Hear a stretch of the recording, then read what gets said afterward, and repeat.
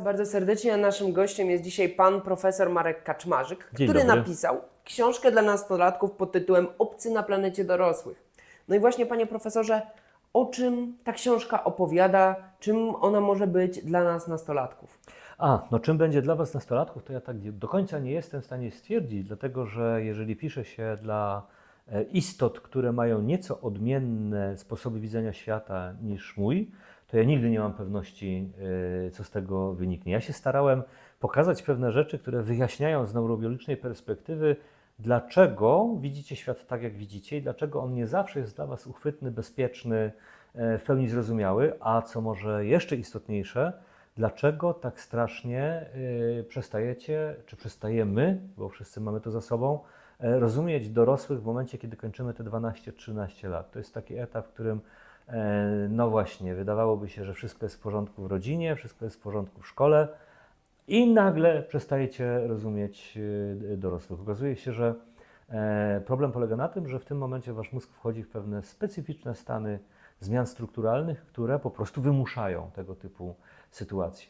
To powoduje między innymi to, że świat dorosłych przestaje być waszym światem, przestaje być zrozumiały, a po drugie, że świat osób o podobnym charakterze czy strukturze mózgu, czy stanie mózgu staje się waszym światem. To są jakby dwa procesy, które są dosyć trudne do przetrawienia dla dorosłych.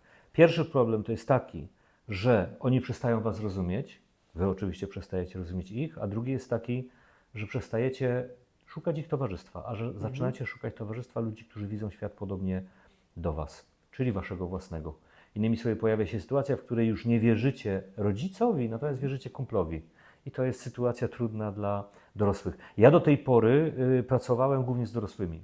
To znaczy wyjaśniałem ten kontekst neurorozwojowy dorosłym, tak żeby im było łatwiej patrzeć na was w tym wieku.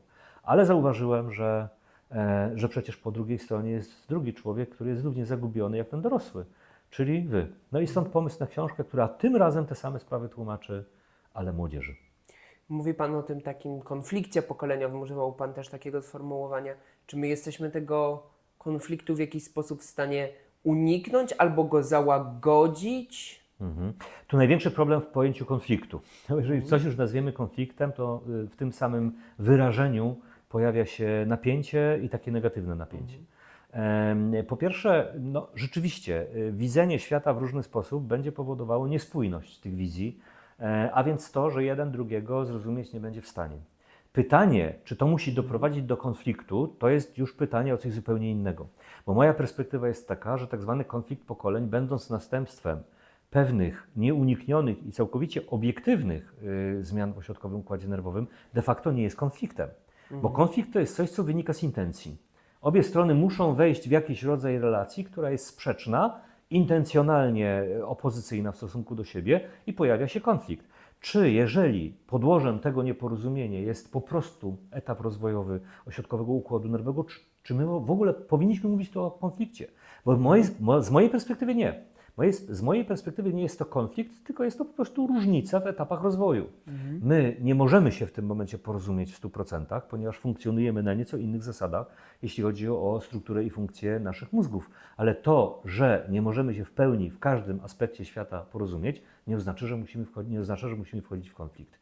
I ta książka też w dużej mierze jest próbą wyjaśnienia młodym, że tak jak dorośli często mawiają, ileż to my dla tej dzisiejszej młodzieży musimy mieć cierpliwości, wyrozumiałości i wytrzymałości, no to tak delikatnie chcę tu zwrócić uwagę przez was i wam, że wy macie po drugiej stronie też ludzi, którzy z waszej perspektywy wymagaliby być może trochę więcej wyrozumiałości i cierpliwości z waszej strony. Bo tak samo jak wy nie rozumiecie ich potrzeb, oczekiwań i reakcji, tak samo oni nie rozumieją ich. Powody są te same, no ale punkt widzenia zależy od tego, z której strony patrzymy. A ja często spotykając się z młodymi ludźmi słyszę właśnie takie stwierdzenie, że w tym momencie, kiedy oni kończą te 12-13 lat, to oni mówią, z moimi rodzicami i w ogóle z dorosłymi stało się coś dziwnego. Kiedyś byli tacy do pogadania, a jak skończyłem 12-13 lat, to nagle są jakby z innej planety i zupełnie nie można się z nimi dogadać. I tu mnie tknęło, że no właśnie, potrzebne jest też mówienie o tym ludziom młodym.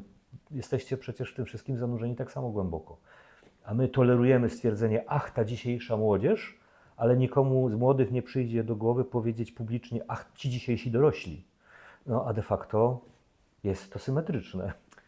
No tak, a chciałem jeszcze się zapytać, bo mówimy rodzice to i tamto, ale gdzie w tym wszystkim są nauczyciele? W tym samym miejscu.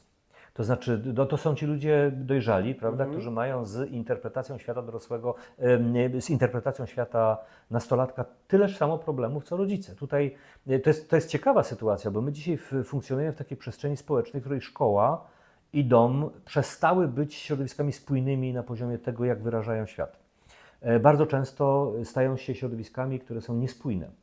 I to jest bardzo fatalna sytuacja, ponieważ robimy takie wrażenie, jakbyśmy mieli 3 różne sposoby widzenia świata w tym wszystkim. To jest rodzicielski, to jest nauczycielski, szkolny i uczniowski, czyli no, w moim ujęciu, bo tym się przede wszystkim zajmuje właśnie ten nastoletni. A tak naprawdę dorośli są dorośli, nastolatki są nastolatkami. Problemy, które rodzice mają w domu i problemy, które nauczyciele mają w szkole, są problemami spójnymi.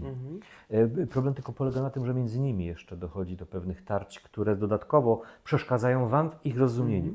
Bo rodzic mówi coś innego, nauczyciel mówi coś innego, są niespójni, niekonsekwentni. Inna rzecz, że dorośli bywają niekonsekwentni, nawet jeżeli nie mówimy tu o niespójności subśrodowisk, takich jak szkoła czy dom, bo przecież od tego samego dorosłego, powiedzmy rodzica, możecie rano usłyszeć zdanie typu: dziecko, ty się jeszcze nie wypowiadaj, ty jesteś za młody, jak dorośniesz, to zrozumiesz, a potem ta sama osoba za pół godziny, za godzinę powie wam coś w rodzaju: nie zachowuj się jak dziecko, bo ty już jesteś prawie dorosły. No gdzie w tym spójność? Jak się w tym wy macie odnajdywać? Dorośli tego bardzo często nie widzą. Tak, a chciałem zapytać, jak to jest się cofnąć w czasie? Czy to jest cofnięcie się w czasie takie, że próbuje Pan poniekąd wejść w buty nastolatka i w pewnym stopniu Pan to robi? Nie próbuję. To znaczy, ja zdaję sobie sprawę, że jest to niemożliwe. Problem polega na tym, że często tak dorośli też, kiedy z nimi rozmawiam, to oni mówią: panie profesorze, cóż to właściwie za problem? Przecież każdy z nas był nastolatkiem i jeżeli chce się dowiedzieć, czy przypomnieć sobie, jaki jest świat nastolatka, to wystarczy sobie przypomnieć siebie z czasów, kiedy byłem nastolatkiem. Ale w tym myśleniu jest błąd logiczny.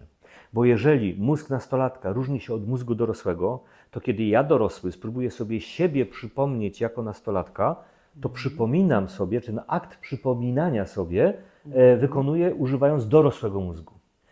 No i tu to, co widzę, jest błędne, nie jest adekwatne do tego, kim byłem, jak byłem nastolatkiem. Ja dokonuję swego rodzaju projekcji tego, co mnie się wydaje, że może być zrozumiałe, czy też może być adekwatne do tego, w jaki sposób świat widzi nastolatek.